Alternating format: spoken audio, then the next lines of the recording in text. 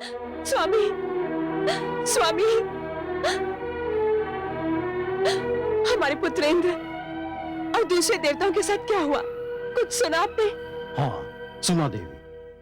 सुनकर दुख अवश्य हुआ, आश्चर्य नहीं हुआ। जो एक ही भूल को बार बार दोहराएं तो ये समझ लेना चाहिए कि ना तो उन्हें अपनी भूल को सुधारने की इच्छा है और ना ही वो अपनी भूल का सुधार चाहते हैं। परिणाम ये होता है कि वो बार बार भूल करते जाते हैं और दंड भोगते जाते हैं। मुझे तो कभी कभी ऐसा लगता है कि हमारे पुत्रों को सिंहासन और देवलोक खोने का अभ्यास हो चुका है। इससे पहले भी तो वो देवलोक से निकाले जा चुके हैं।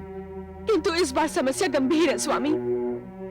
असुरराज बलि ने घोषणा कर दी है कि जो भी मेरे पुत्रों को शरण देगा, बलि उसे अपना शत्रु मानकर उस पर आक्रमण कर देगा। देवलोक छीन चुका है, पाताल लोक जाने का तो प्रश्न ही नहीं उठता है। मेरे पुत्र कहाँ जाएंगे? आप ही कोई मार्ग दिखाइए स्वामी। हमारे पुत्र स्वयं को अत्यंत शक्तिशाली और बुद्धिमान समझते हैं।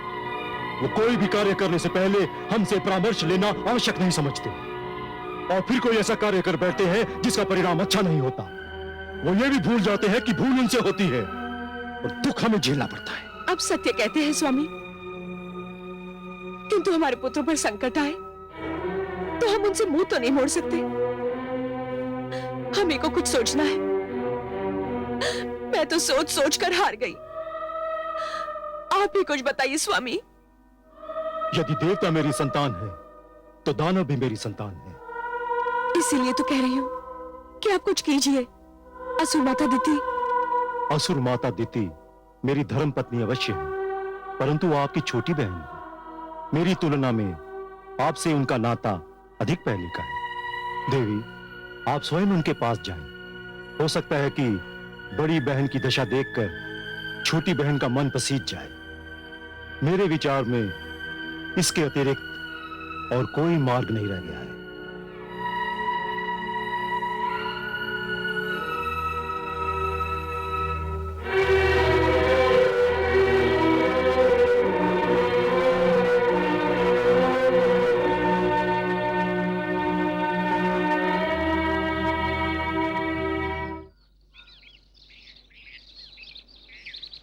दिति, दीदी आप? हाँ मैं। भीतर आइए। नहीं बहन, यही ठीक है। मैं तुमसे कुछ सहायता मांगने आई हूं।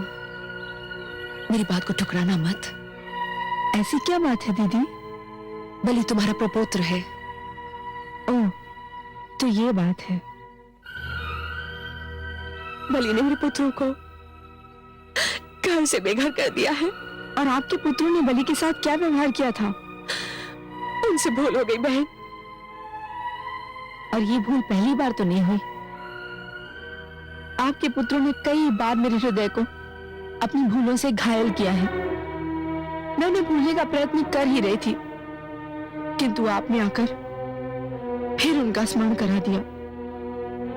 आप चाहती हैं कि मैं इस झगड़े में हस्तक्षेप करूं? हाँ, इसीलिए तो मैं तुम्हारे द्वार पर आई हूं। परंतु मैं क्यों हस्तक्षेप करूं दीदी? इसलिए कि यदि एक बहन पर कोई संकट आए तो दूसरी बहन को उसकी सहायता करनी चाहिए। मुझ पर भी तो कई बार संकट आए, मेरी तो किसी ने सहायता नहीं की। दीदी, कहने की बात नहीं, परंतु आज जब आपके पुत्र घर से बेघर हुए हैं तो आपके नेत्रों से अश्रुधारा बह रही है। परंतु आपके पुत्र ने जब मेरे विरोचन को मारकर जला डाला था और जब आपके पुत्रों ने अकेले बलि को घेर कर उसका शरीर छलनी छलनी कर दिया था, बड़ी निर्दयता से उसकी हत्या कर दी थी, तब आपके नेत्रों से अश्रु की एक बूंद भी नहीं टपकी थी। दीदी, यदि आप माता हैं तो मैं भी माता हूं दीदी। अपने पुत्रों पर अत्याचार होता देख मेरा मन भी तड़प उठता है। मेरी बात तो सुनो दीदी। मेरी कुटिया में आपका स्वागत है। मेरे मन में आपके लिए अपार आदर है, परंतु मुझे खेद है, मैं इस विषय में आपकी कोई सहायता नहीं कर सकती। दीदी,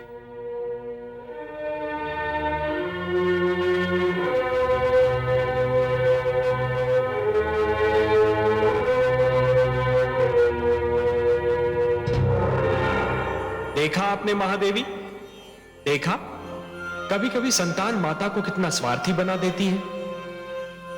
नारी माता का रूप अवश्य होती है, परंतु एक ही घटना ने एक माता को कितना हृदयहीन बना दिया। परंतु इसमें दिति का क्या दोष? विरोचन और उसके उपरांत बलि के साथ देवराज ने जो व्यवहार किया, उससे दिति तो क्या, स्वयं आपको और मुझे भी देवराज पर क्रोध आ चुका है। सत्य है, देवराज ने जो कुछ किया बहुत बुरा किया, परंतु संतान कभी कभी यह भूल जाती है कि उसके अपराध का दंड केवल उसी तक सीमित नहीं रहता, उसके माता पिता को भी भोगना पड़ता है। महादेवी, जिस प्रकार चोट यदि केवल एक ही उंगली को लगे तब भी पीड़ा सारे शरीर को झेलनी पड़ती है, उसी प्रकार भूल परिवार के एक ही सदस्य से होती है, परंतु उसका प्रभाव और परिणाम समस्त परिवार को सहन करना पड़ता है। अब देखना यह है महादेवी कि बलि अपने क्रोध पर कितना अंकुश लगा पाता है। परंतु उसने अभी तक तो ऐसा कुछ भी नहीं किया है। मैं तो देख रही हूँ कि इतनी बड़ी घटना घटने के उपरांत भी उसकी दानी प्रवृत्ति में कोई परिवर्तन नहीं आया है। हे कमल नयन, अपने प्रपौत्र बलि को नित्य दिन जी भर के दान करती देखती हूँ तो मेरा मन खिल उठता है। धन तो सबको आप ही की कृपा से मिलता है महादेवी, किसी को आप मांगने पर देती हैं तो किसी को बिना मांगे।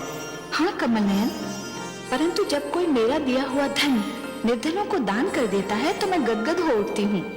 मेरा मन करता है कि मैं उसे और भी धन दूं। इसका अर्थ महादेवी कि आप अपने प्रपौत्र बलि का कोष कभी रिक्त ही नहीं होने देंगी। हाँ कमल नयन, मेरे धन का वो सदुपयोग कर रहा है। मैंने तो निर्णय किया है कि कभी भी उसे धन की कमी का आभास नहीं होने दूंगी।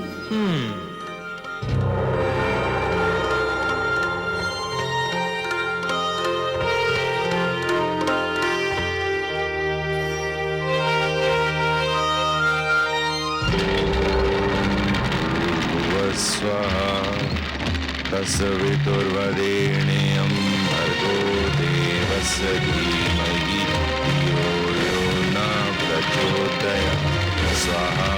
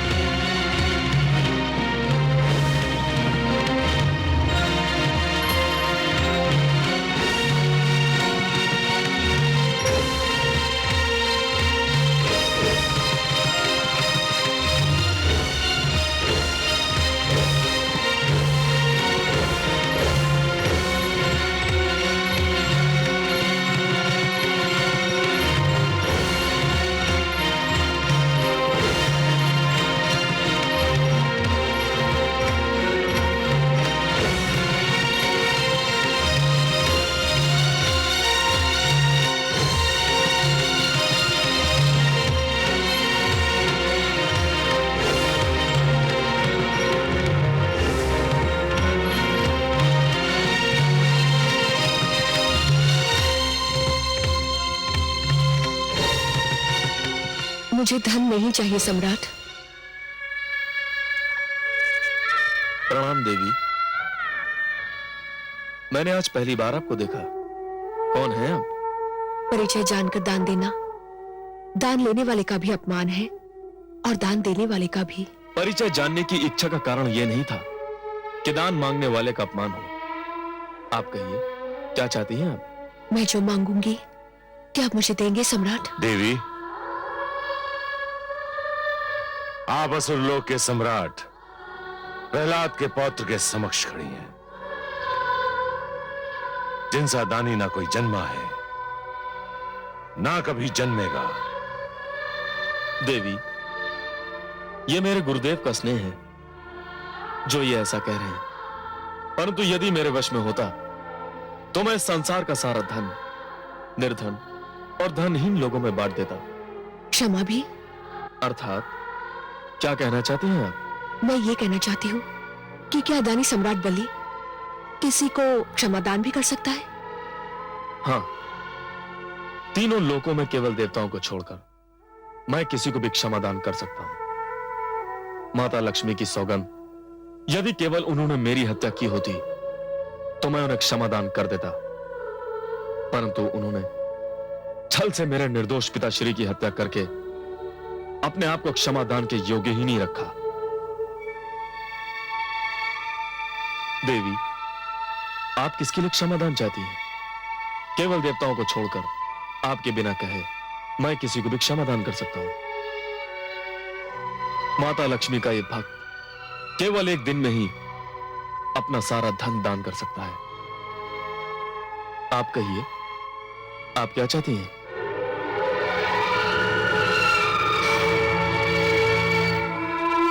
मुझे खेद है, आप निराश होकर जा रही हैं देव माता। क्या कहा? देव माता? देव माता, मुझे क्षमा कर दीजिएगा देव माता, मैंने आपको निराश किया,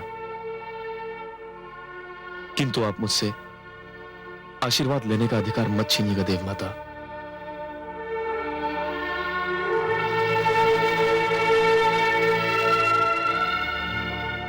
मुझे अपना आशीर्वाद प्रदान कीजिए देव माता।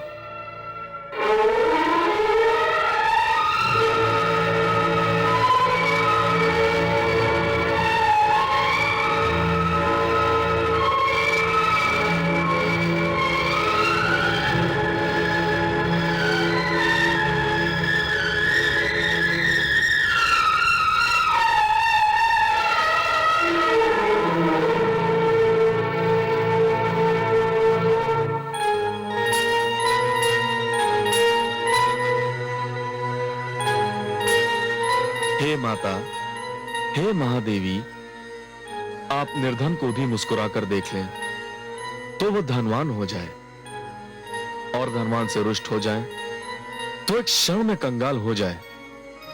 आप जिस चौखट पर पग धरें वो स्वर्ण की हो जाए, और आप जिस घर को छोड़ दें वो नर्क समान हो जाए।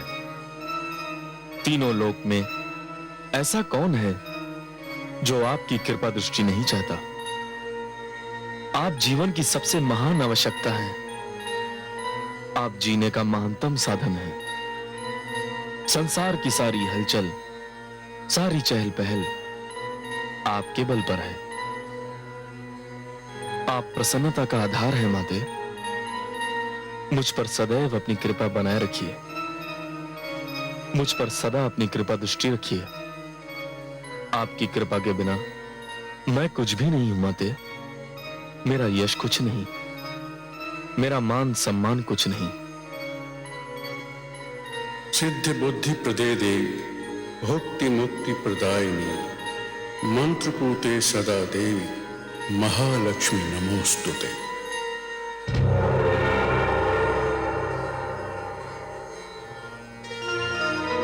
मैं तुम्हारे समक्ष खड़ी हूं वत्स, आंखें खोलो।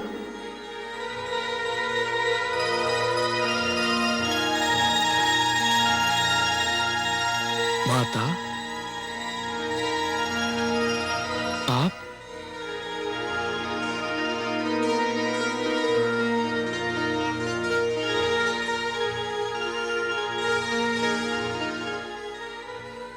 माता, मैं अपने भाग्य पर जितना भी गर्व करूं कम है। मेरे ये नेत्र इस योग्य नहीं कि आपके दर्शन पाकर तृप्त हो जाएं। मैं दीनहीन केवल आपकी कृपा पर ही आश्रित हूं। मैं धन्य हो गया माते, मैं धन्य हो गया। मैं तुमसे अत्यंत प्रसन्न हूं वत्स, जो मांगना है मांग लो। माता, आपके दर्शन मिल गए, अब और क्या मांगू? इस संसार में इससे बड़ा धन और क्या होगा? तुम्हारी दानी प्रवृत्ति देखकर मैंने ये निर्णय लिया है कि तुम्हें दान करने के लिए नित्यदिन 100 भार स्वर्ण दे दिया करूंगी। आपको कोटि कोटि प्रणाम माता। और कोई इच्छा हो तो कहो पुत्र। इच्छा तो है माता, केवल एक ही इच्छा है। जिस प्रकार आपने यहां आकर मुझे धन्य किया, उसी प्रकार एक दिन भगवान श्री विष्णु भी आए और उन्हें अपने समक्ष पाकर मेरा जीवन सफल हो जाए। ये तो तुम्हारे कर्मों पर निर्भर करता है वत्स। बुलाने वाले में शक्ति हो तो वो उन्हें किसी भी समय किसी भी स्थान पर बुला सकता है। एक नन्हे बालक ध्रुव ने उन्हें भोलेपन से पुकारा तो वो उसके पास भी चले गए। तुम्हारे दादा श्री प्रहलाद ने उन्हें मन से स्मरण किया तो मेरे नारायण ने उन्हें भी निराश नहीं किया। जानता हूं माता, विश्वास कीजिए, उन्हें मेरे पास भी आना ही होगा।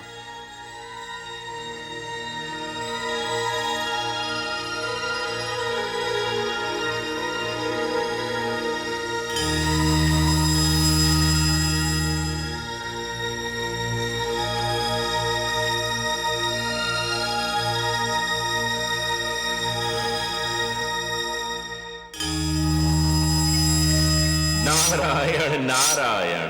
देवर्षि प्रणाम लक्ष्मी नारायण। आइए देवर्षि, स्वागत है, स्वागत है। इतने दिनों के उपरांत दर्शन दिए, कहां रहे?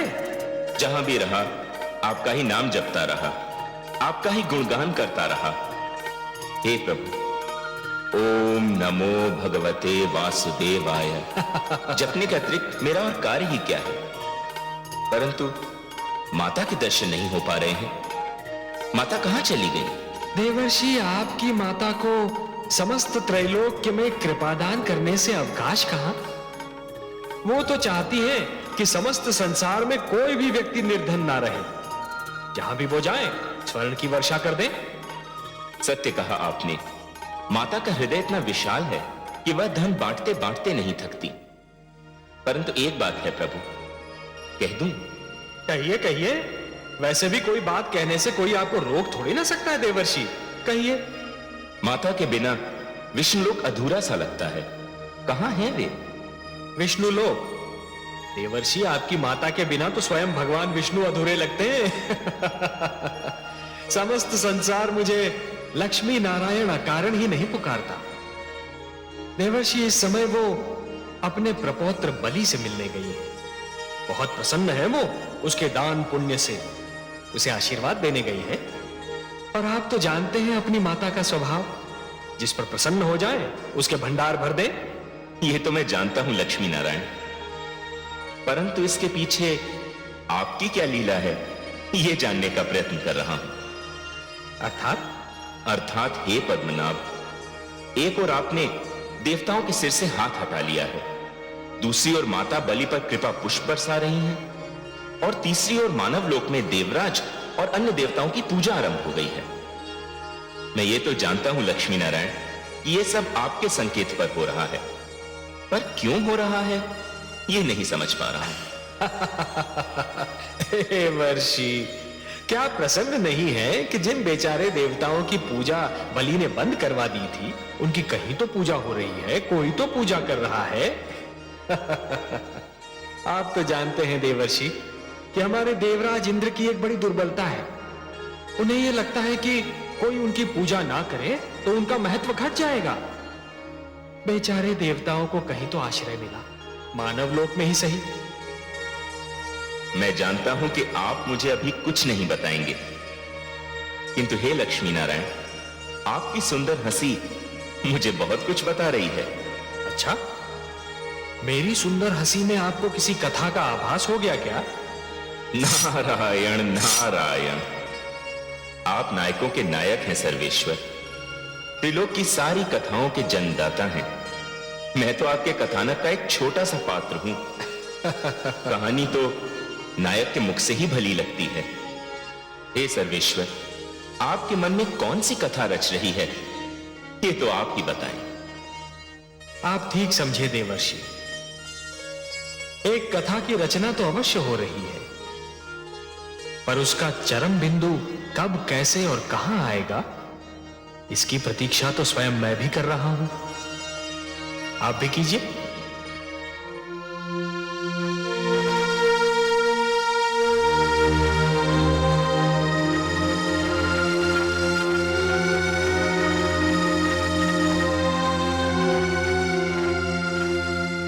सम्राट की जय हो। क्या समाचार लाए हो सेनापति? सम्राट, मुझे खेद है, परंतु मेरे पास आपको सुनाने के लिए कोई बहुत शुभ समाचार नहीं है। क्या कहना चाहते हो? महाराज, आपके आदेशानुसार समस्त पाताल लोक में देवताओं की पूजा रोक दी गई है, परंतु क्या? महाराज, मानव लोक में अब भी देवताओं की पूजा हो रही है, बल्कि उसमें कुछ वृद्धि ही दिखाई दे रही है। क्या मानव लोक में हमारी घोषणा की गूंज नहीं पहुंची कि जो भी देवताओं की पूजा करेगा वो हमारे क्रोध को निमंत्रण देगा? पुत्र, तुम पाताल लोक के सम्राट हो। मानव लोक तुम्हारी सत्ता के घेरे से बाहर है। तो इसका अर्थ यह हुआ कि मुझे मानव लोक को भी अपनी सत्ता के घेरे में लाना होगा। इसके लिए तुम्हें मानव लोक पर चढ़ाई करनी होगी। तो मैं करूंगा, अवश्य करूंगा। मैं मानव लोक में देवताओं की पूजा रुकवा कर ही दम लूंगा। बहुत शुभ विचार है पुत्र, बहुत शुभ विचार। यदि तुमने पृथ्वी लोक पर भी विजय पा ली तो देवताओं को सिर छुपाने के लिए कोई स्थान नहीं मिलेगा। ऐसा ही होगा गुरुदेव। जहां भी देवताओं की पूजा होगी मैं वहां जाकर उनसे युद्ध करूंगा और उसे जीत लूंगा। सेनापति जी महाराज। हमारी सेनाओं को युद्ध की तैयारी करने का आदेश दे दिया जाए। जो आज्ञा महाराज।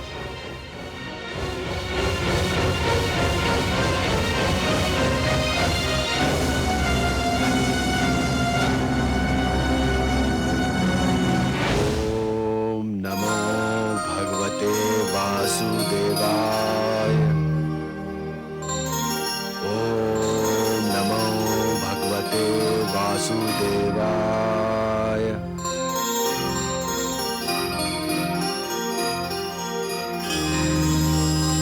नारायण नारायण। पुत्र प्रहलाद। देवर्षि प्रणाम। देवर्षि आयुष्मान भव। देवर्षि, आपने मुझे अचानक दर्शन देकर धन्य कर दिया। आपकी पवित्र वाणी से नारायण का नाम सुनने को मेरे कान तरस गए थे।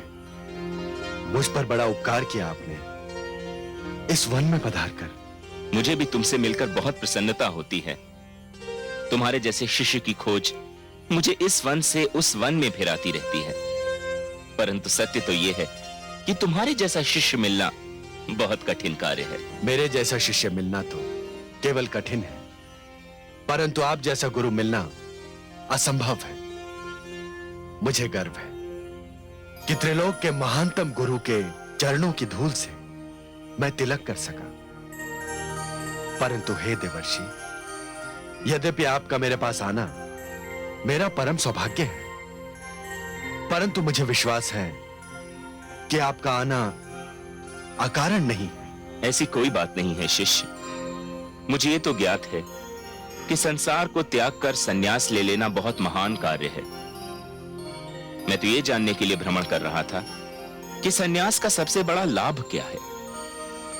तुम्हें देखकर मुझे यह भी ज्ञात हो गया शिष्य। मैं समझा नहीं देवर्षि, मुझे देखकर क्या ज्ञात हुआ आपको? तुम्हें देखकर मुझे यह ज्ञात हुआ पुत्र कि संन्यास न केवल जग से मुक्ति दिला देता है, वरन इस चिंता से भी मुक्त कर देता है कि जग पर अच्छी बीत रही है या बुरी। मैं समझ गया था देवर्षि कि आपका आना अकारण नहीं है। सब कुशल मंगल तो है। कुशल मंगल होता तो यहां आकर तुम्हारे तप को मैं भंग क्यों कर देता? आपने मेरा तप भंग नहीं किया। आपका दर्शन भी तो तप का एक अंश है। परंतु मैं ये अवश्य जानना चाहूंगा कि कहीं कोई असाधारण घटना तो नहीं घटी है। मेरा पौत्र बलि कैसा है? तुम्हारा पौत्र बलि तो सकुशल है, परंतु उसके कारण दूसरों की कुशलता संकट में पड़ सकती है। देवर्षि, आपने ये कहकर मेरी व्याकुलता को बढ़ा दिया है। कृपया स्पष्ट कहें कि क्या हो रहा है। तुम्हारे पौत्र बलि ने मानव लोक पर आक्रमण की घोषणा कर दी है। मानव लोक पर आक्रमण? मुझे यह तो ज्ञात है कि पुत्र विरोचन की हत्या और स्वयं उसके विरुद्ध किए गए देवताओं के अभियान से वो बहुत क्रोधित है, परंतु इसमें मानव और मानव लोक कहां से बीच में आ गया? देवताओं की पूजा पाताल लोक में तो बंद हो गई है, किंतु मानव लोक में अब भी हो रही है। तुम्हारे पौत्र को इसी बात पर क्रोध आ गया। परंतु यह तो सर्वथा अनुचित है, उसे कोई रोकने टोकने वाला नहीं। कौन रोक टोक सकता है उसे? तुम वहां हो नहीं, रहे दैत्य गुरु शुक्राचार्य, तो वो तो इस बात से आनंद ले रहे हैं कि अब उनके और बलि के बीच कोई और नहीं आ सकेगा। तो फिर आप ही कोई उपाय बताएं देवर्षि। मुझे विश्वास तो नहीं, किंतु संभव है कि यदि तुम बलि को समझाओ बुझाओ तो वो समझ जाए।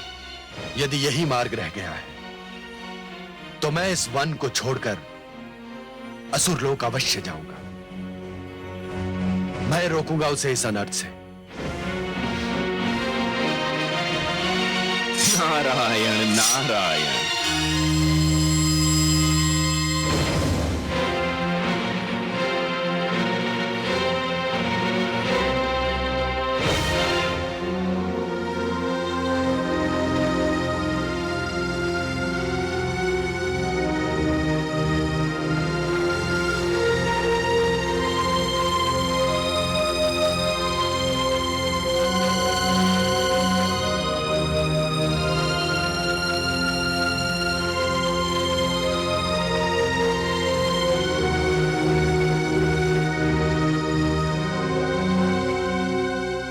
सम्राट बलि की जय हो। सेनापति, हमारी सेना प्रस्तुत है। हाँ सम्राट, बस गुप्तचरों के लौटने की प्रतीक्षा है। गुप्तचरों के लौटते ही मानव लोक पर आक्रमण कर दिया जाएगा। नहीं, तुम ऐसा नहीं करोगे पौत्र। दादाश्री, प्रणाम दादाश्री। आयुष्मान भव। दादाश्री, आपको देखकर मेरी प्रसन्नता की सीमा नहीं रही। और यह सुनकर हमारे दुख की सीमा नहीं रही कि तुम मानव लोक पर आक्रमण करने जा रहे हो। क्यों दादाश्री? सुनो पौत्र, मानव और मानव लोक से हमारा कोई विवाद नहीं। वर्षों पहले एक संधि हुई थी जिसके अनुसार देवलोक पर देवताओं का, मानव लोक पर मानव का और असुर लोक पर हमारा आधिपत्य मान लिया गया था। परंतु दादाश्री,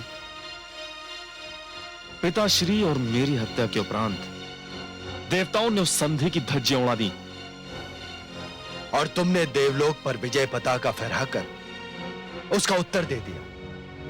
बस अब इस विवाद को इसी बिंदु पर समाप्त हो जाना चाहिए। परंतु दादाश्री, मैंने देवताओं की पूजा बंद कर देने का आदेश दिया है। असुर लोक में उस आदेश को मान लिया गया है, परंतु मानव लोक में नहीं माना गया है। मानव लोक तुम्हारे अधीन नहीं है पौत्र।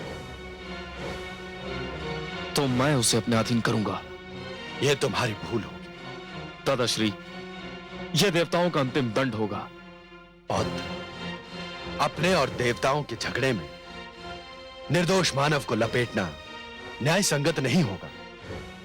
परंतु दादाश्री, जिन देवताओं ने आपको, मेरे पिताश्री को और मुझे कष्ट पहुंचाया, उनकी पूजा बंद करवा देना सर्वथा न्याय संगत है। मानव लोक में हस्तक्षेप करने का तुम्हें कोई अधिकार नहीं। प्रश्न अधिकार का नहीं है दादाश्री, प्रश्न कर्तव्य का है। किस कर्तव्य की बात कर रहे हो तुम? मैं वचन निभाने के कर्तव्य की बात कर रहा हूं दादाश्री। मैं वचन को दान की श्रेणी में रखता हूं, जो देकर लौटाया नहीं जाता। किसको वचन दिया है तुमने? अपने गुरु शुक्राचार्य को।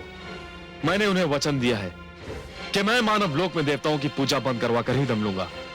अच्छा, तो यह बात है। इसका अर्थ यह हुआ पौत्र कि वो सीमा रेखा ही मिट चुकी है जहां से बड़ों के द्वारा किसी को रोका जा सके। तू हटी है पौत्र। मैं वचनबद्ध हूं दादाश्री। आज मैं मान गया पौत्र कि भाग्य का लेख कोई नहीं मिटा सकता। ब्रह्मा जी भी न जाने किस लेखनी से भाग्य लिखते हैं कि जिसमें एक भी बिंदु का हेर फेर नहीं किया जा सकता। परंतु इतना ध्यान रखना पौत्र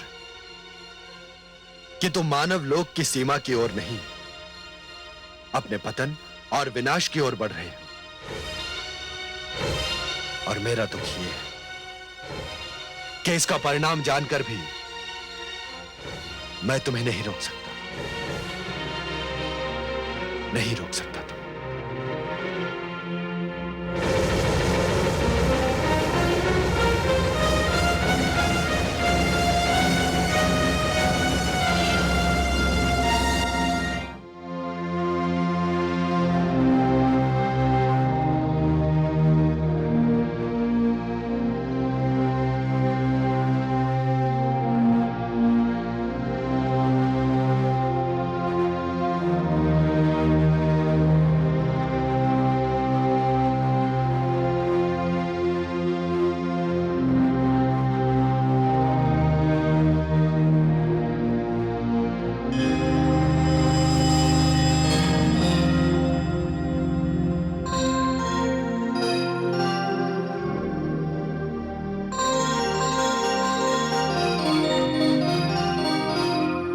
माते।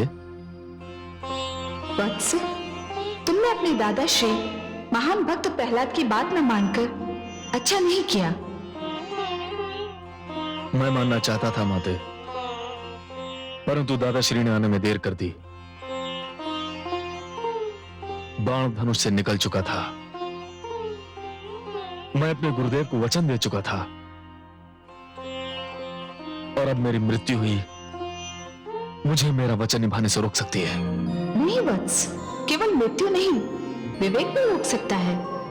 विवेक से तनिक सोच कर देखो तो तुम्हें अपने निर्णय की बुराइयां अपने आप दिखाई देंगी। तनिक सोचो पुत्र, तुम्हारे जिस निश्चय से तुम्हारे दादाश्री मेरे पुत्र प्रहलाद को इतना दुख हुआ, तो उसे जानकर भगवान विष्णु को कितना दुख होगा। मैं विवश हूं माते। तुम विवश नहीं हो पुत्र, क्रोधाग्नि ने तुम्हारे विवेक के नेत्रों के आगे धुएं की चादर टांग दी है और तुम उससे आगे नहीं देख पा रहे हो। मेरी मानो तो अपना निर्णय बदल दो। अपना निर्णय बदलना मेरे वश में नहीं है माते। संभवतः ये निर्णय मेरे भाग्य का लेख बन गया है। प्राणी भूल स्वयं करते हैं और दोष भाग्य को देते हैं। ये निर्णय पूर्णतया तुम्हारा था, तुमने स्वयं लिया था। निर्णय ले लिया, वचन दे दिया, अब मैं कुछ नहीं कर सकता माते। कर सकते हो, एक कार्य तुम अब भी कर सकते हो। क्या माते? अपने निर्णय और अपनी माता में से किसी एक को चुन लो। माते? हाँ वत्स, और ये निर्णय भी तुम्हें आज ही लेना होगा कि तुम्हें अपने निर्णय से अधिक प्यार है या मुझसे।